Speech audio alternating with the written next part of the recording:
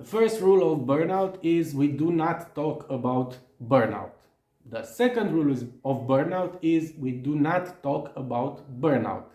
The third rule of burnout is if we ever get the feeling or the desire to talk about burnout, we apply the first two rules in order. Hi, if you have no idea who I am, my name is Claudiu Manea. I'm a psychologist and a therapist. And for the past 10 years, I've been helping men reclaim their respect, their place in their family and in society. And today I want to talk about this idea that we as men do not speak out and do not reach out for help when things get rough. And on the one hand, that is understandable because we cannot be crybabies about it. However, you do not have to be a crybaby about it to recognize some signs that your body or your mind is giving you that something is off. So you do not have to be a crybaby about it and wake up each morning feeling sorry about yourself or whining about my leg hurts and I get a cramp on the left side and all of that. But you cannot, on the other hand, act like you are invincible and indestructible and you're like some sort of God descended upon earth and walking among us mere mortals, because that's also not true. So a little bit of balance wouldn't hurt one way or the other. And the fact that we do not talk about these things has the downside that we are not reacting as promptly as possible and as promptly as it would be advisable when things start to veer off track. We do not recognize the signs that our bodies are giving us. For instance, if you find yourself waking up more and more mornings, waking up tired, like you couldn't get enough sleep and all of that, that's a sign that something is off.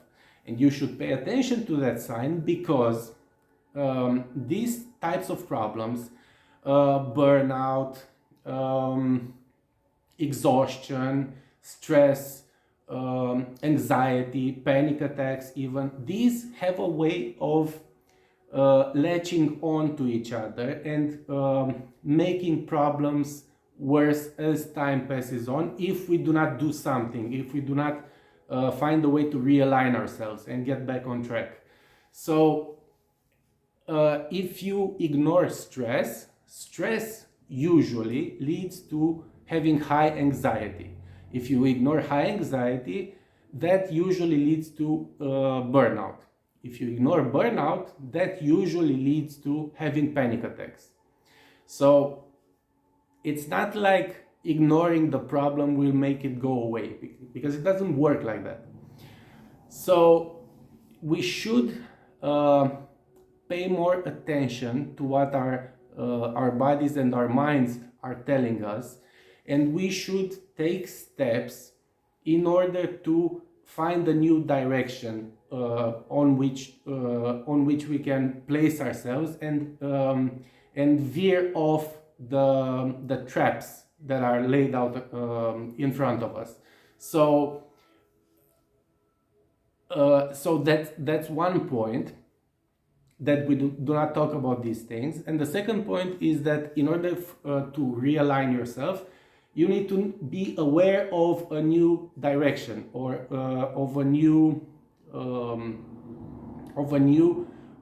positioning that you can place yourself into, so that it makes things much easier and it starts fixing what you're feeling and what you're experiencing. So on that note, I'm letting you know that I'm starting the sign-ups for a new alignment method group that's going to start on the 1st of the month. And if that's of any interest to you, you can find the link to that in the description or or on my profile. And on that page, you can read about what the alignment method is all about. And if it's of interest to you, you can book a call directly with me, and we can see if the program is the right fit for you and what we can do moving forward. So there's that. But aside from that, we should, as men, find ways to talk about this without us feeling like whiny babies. Okay, because this is important. It's important to come up with a way to talk about these things without making ourselves feel bad.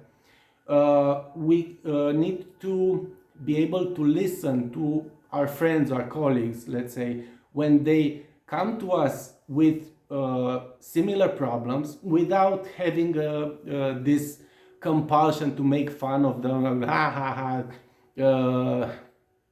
What you gonna do? You wanna cry about it, little baby, and all of that? You know, like men do, and which is a funny way of bantering and a funny way of bonding with each other. But at certain times, like when the situation is really serious, this type of banter is not really helpful to anyone. So we really need to balance things out a little bit more in that area and in that respect. So we do not talk about exhaustion, stress, burnout, anxiety, panic attacks, but we should. Would be the conclusion.